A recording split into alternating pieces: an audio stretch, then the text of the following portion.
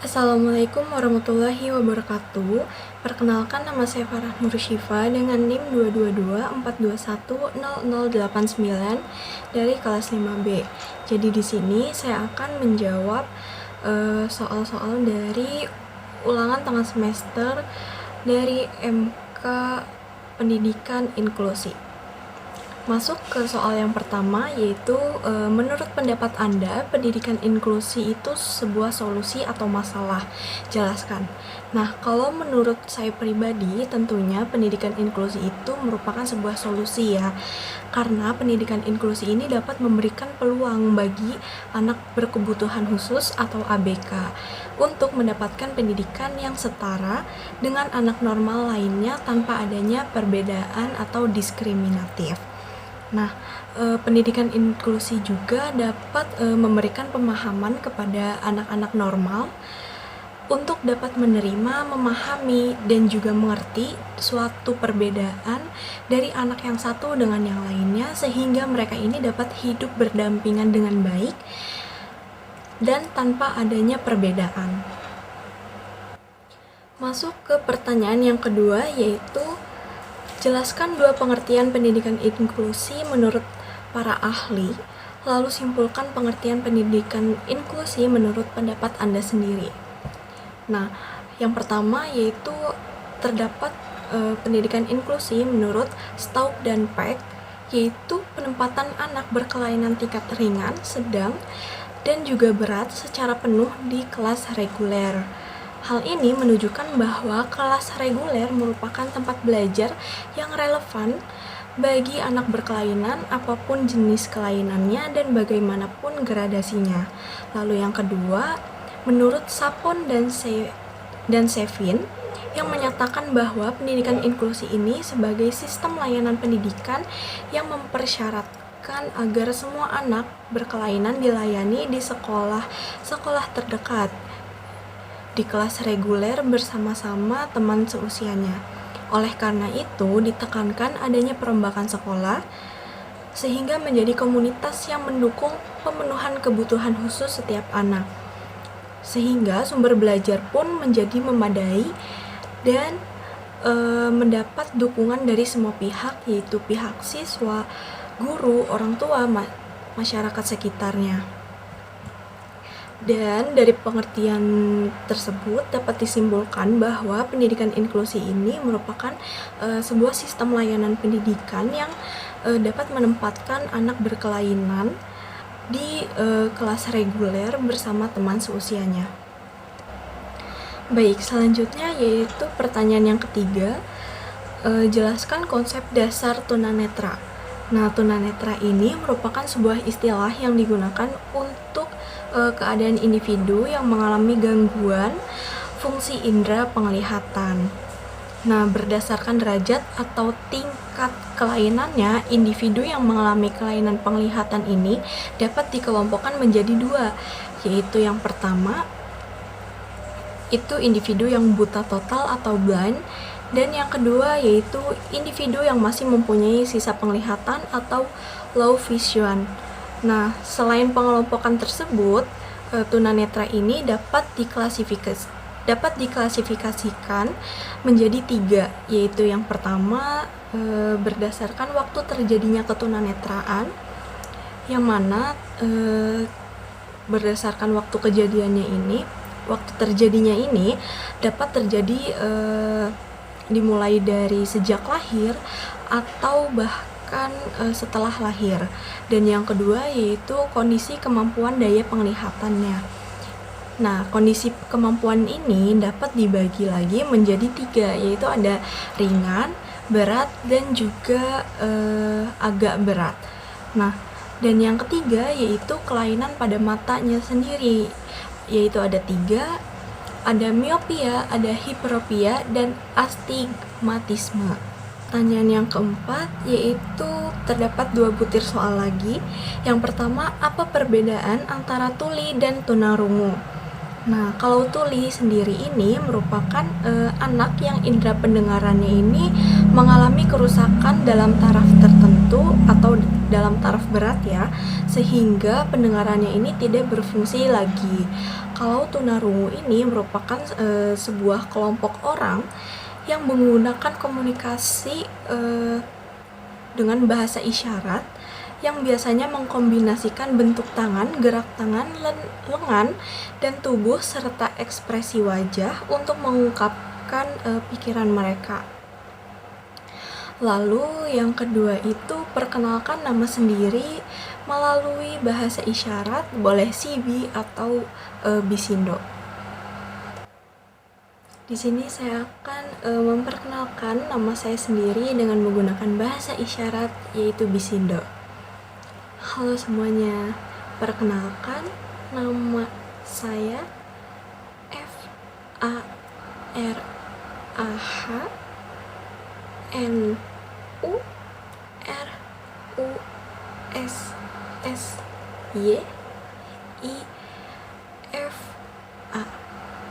Pertanyaan yang kelima yaitu bagaimana cara Anda sebagai calon pendidik dalam membantu anak tunagrahita yang belajar di sekolah inklusi. Nah, sebelumnya tunagrahita ini merupakan sebutan bagi orang-orang dengan kemampuan intelektual dan kognitif yang berada di bawah rata-rata dibandingkan dengan orang-orang pada umumnya.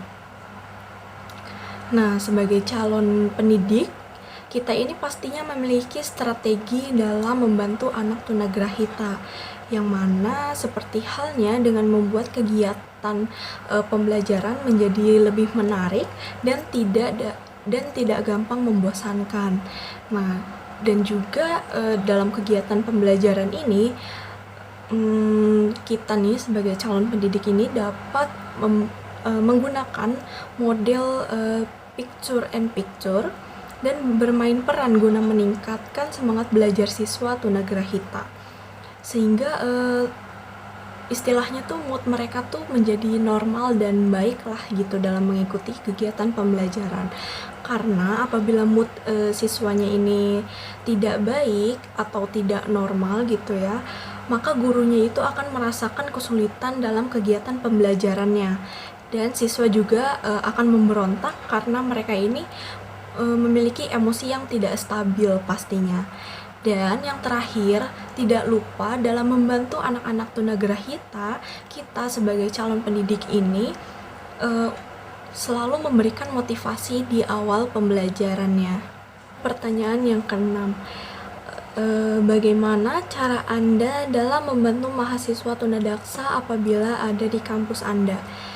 Nah, sebelumnya tunadaksa ini merupakan suatu kondisi anak yang mana memiliki anggota tubuh yang tidak sempurna secara fisik, sehingga mereka ini dapat disebut dengan cacat tubuh atau disabilitas fisik. Nah, kalau di kampus saya sendiri itu terdapat mahasiswa tunadaksa, saya pribadi akan membantu mereka ketika sedang berada di kampus, seperti membantu mendorong kursi roda sampai kelas, maupun ketika keluar kelas gitu ya, atau pas jalan pulang, atau bahkan ketika berada di dalam kelas tersebut, saya dapat membantunya dengan menyiapkan alat tulis yang akan dipakai oleh mereka. Pertanyaan yang ketujuh yaitu jelaskan klasifikasi anak tunalaras.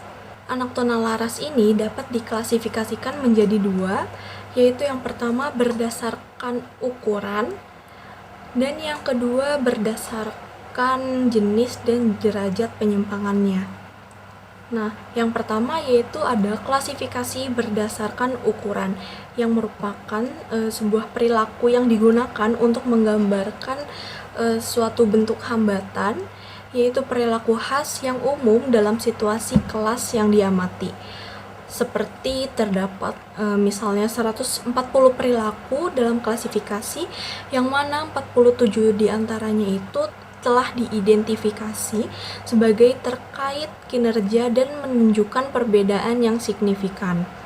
47 itu seperti tidak sabar atau bereaksi berlebihan, lalu tidak hormat, provokasi, terus ada yang menyalahkan orang lain, lalu mengkhawatirkan prestasi akademik, ketergantungan pada orang lain, salah paham, menunjukkan reaksi yang tidak sesuai, lalu menatap dengan tatapan kosong serta melamun, tidak memperhatikan dan tidak ingin bergaul dengan lingkungan sosialnya.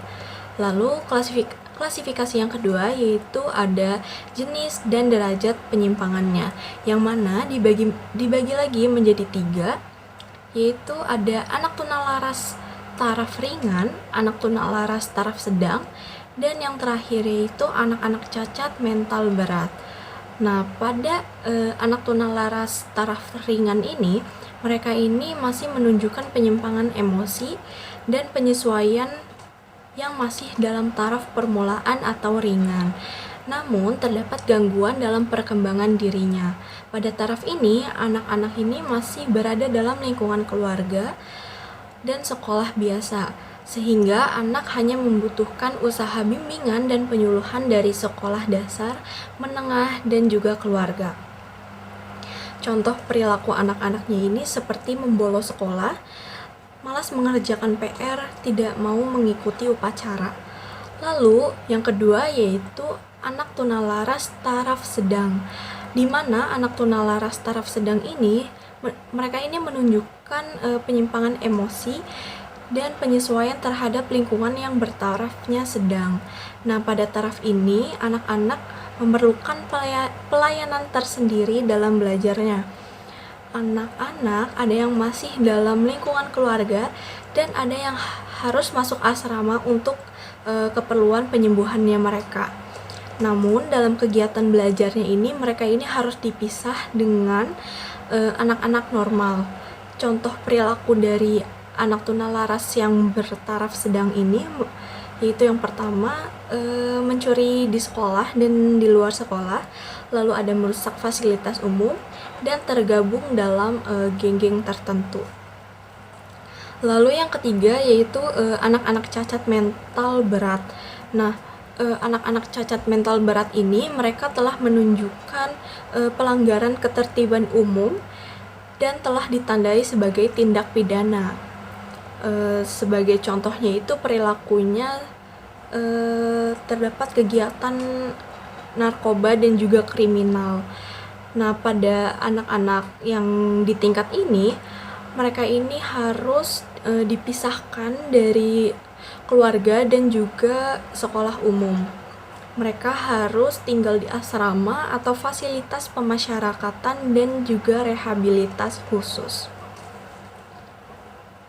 Pertanyaan yang terakhir yaitu yang ke-8, jika Anda sebagai pemegang kebijakan, sarana dan prasarana apa saja yang ingin Anda buat untuk membantu kampus Anda menjadi lebih inklusif untuk mahasiswa disabilitas? Nah, kalau misalkan saya memegang kebijakan gitu ya, pastinya saya akan memberikan sarana dan prasarana yang memadai bagi teman-teman disabilitas. Seperti mengadakannya guiding block, yang mana guiding block ini dapat berguna untuk memandu jalan bagi teman-teman tunanetra. Nah, lalu mengadakan jalan tersendiri bagi teman-teman tunadaksa yang memakai kursi roda. Lalu terdapat toilet khusus teman disabilitas, serta juga mengadakan lift khusus untuk teman disabilitas. Sehingga dengan adanya sarana dan prasarana yang memadai ini, teman-teman tunadaksa atau teman-teman disabilitas yang lainnya, mereka ini dapat dengan mudah mengaksesnya dan tidak terhalang dalam mengerjakan berbagai aktivitas. Baik, segitu saja penyampaian saya dalam menjawab soal ulangan tengah semester mata kuliah pendidikan inklusi. Kurang lebihnya mohon dimaafkan. Wassalamualaikum warahmatullahi wabarakatuh.